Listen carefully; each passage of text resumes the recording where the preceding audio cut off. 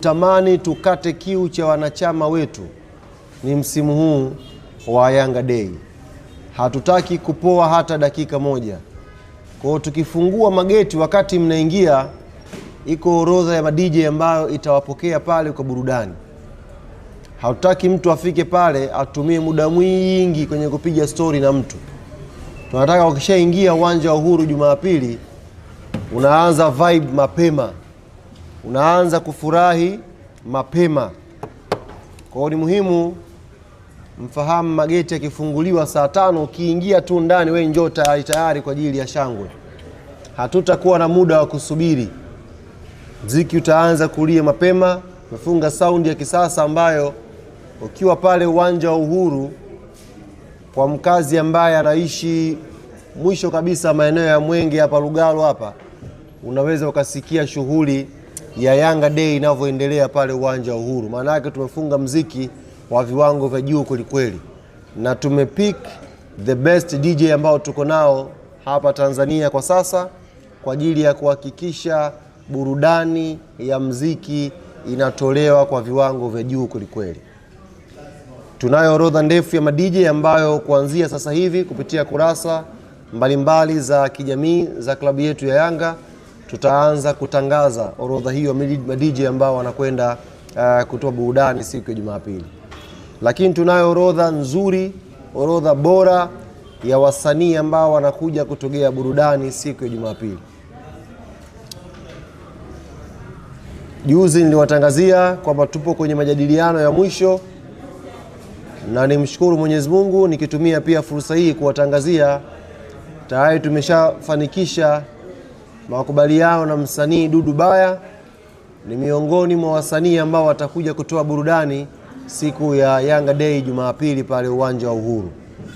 Orodha ya wasanii wengine ambao inafuatia tutakuwa tunaipandisha kuanzia sasa hivi kwenye kurasa hizo mitandao ya kijamii, na wananchi mtaona kiwango cha burudani ambacho klabu yenu ya Yanga imewaandalia. Tumewahakikishia vibe litakuwa juu kutoka tunaingia mpaka tunatoka. Watu wanatakiwa wapewe burudani. Watu wanatakiwa waenjoy kweli.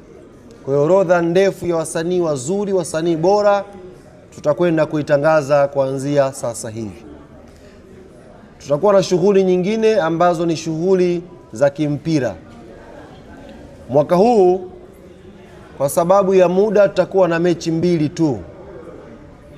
Mechi ya kwanza ni mechi kubwa, mechi ya siku ambayo klabu yetu ya Yanga ikiwa imesheheni wachezaji wote wale wa zamani na wapya ambao tumewasajili watakwenda kucheza mechi hii dhidi ya Igo du Congo ambao tayari wameshaingia nchini na wameshafanya mazoezi asubuhi ya leo pale uwanja wa Uhuru na wako tayari kwa ajili ya burudani ya siku ya Jumapili.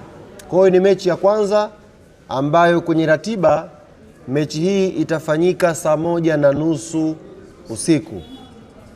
Kifika 1:30 ndiyo kick-off ya mechi yenyewe.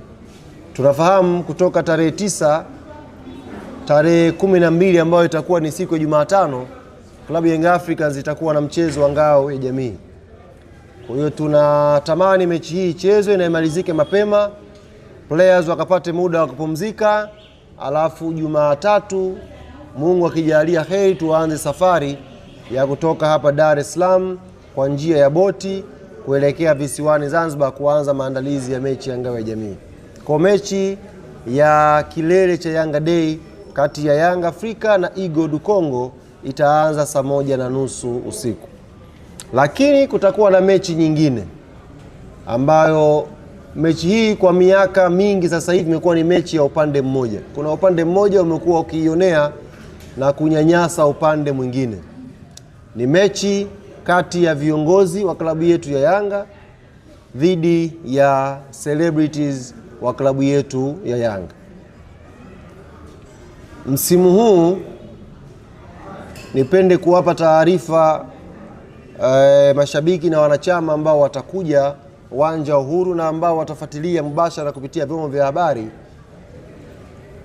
Technical bench ya Yanga ni sehemu ya viongozi.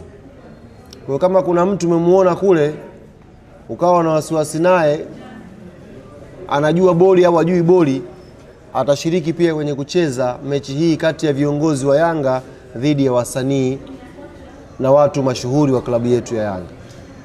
Kwa miaka mingi kama nilivyowaambia, mechi hii imekuwa ni mechi ya upande mmoja. Wasanii huwa wanakutana huko, wakija pale wanachezea goli kuanzia 3 na kuendelea. Mwaka jana walifukuzana pale pale uwanjani, benchi la ufundi lilitimuliwa, matokeo yakiwa goli 3-0. Mwaka huu tulikuwa hatutaki kucheza nao kabisa, tutafute timu nyingine. Lakini wakaleta mapendekezo yao kwamba wamejipanga na wako tayari kufuta unyonge mwaka huu pale uwanja huu. Kwa nafasi ya upendeleo tukawakaribisha na tumewapa nafasi ya mwisho. Kama hawatashinda Jumapili ni hasta la vista, hatutacheza nao tena. Kwa hapa tunaye kiongozi wa Yanga Celebrity, kaka yetu Jimmy Mafufu, almaarufu kwa jina la kisanii Kipunje. Atazungumza kwa upande wa wasanii, kitu ambacho amejiandaa nacho kwa mwaka huu.